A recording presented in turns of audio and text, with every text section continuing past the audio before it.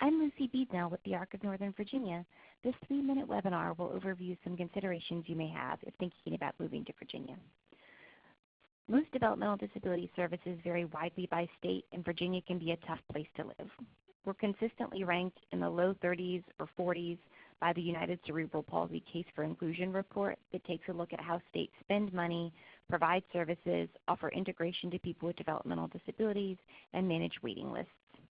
The University of Colorado also produces a report called the State of the States, which is a great place to look for some comparative data.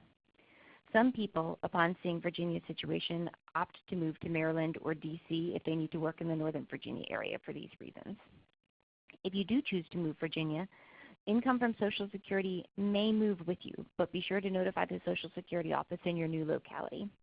Also note that if you receive supplemental security income, Virginia pays the minimum amount, $750 as of 2018. Federal housing vouchers like Section 8, Section 811 housing choice vouchers may transfer, but be sure to contact the housing authority where you'll be moving to make sure they can accept your new voucher and follow through with procedures for moving it. If you're a student with an individualized education plan or IEP, that IEP will be effective in your new school until a new IEP is signed. Of course, take that with a grain of salt, knowing that the support services and systems set up in your new school won't be exactly like your previous location. Special Needs Trust and ABLE account that allowed you to save money should be able to move from state to state.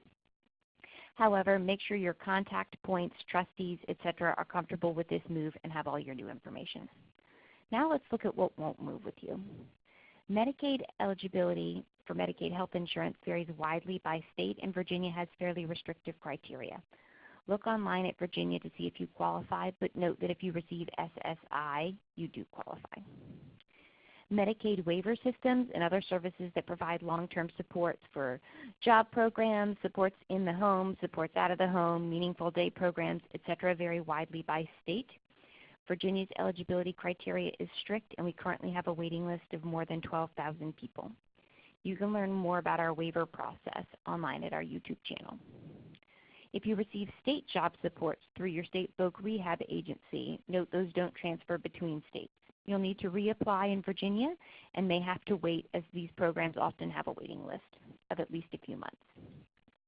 Local support services and funding don't transfer from state to state or even from locality to locality. If you're considering a move to Virginia, note that Northern Virginia areas, Arlington, Fairfax, Alexandria, Fairfax City, and Falls Church City, sometimes have supplemental funding, but it's not guaranteed.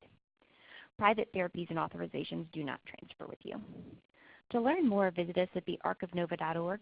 Ask us a question anytime at thearcofnova.org/answers, and check out our Transition Points page for guidebooks and toolkits for information for people with developmental disabilities across a lifespan. Thanks for joining us.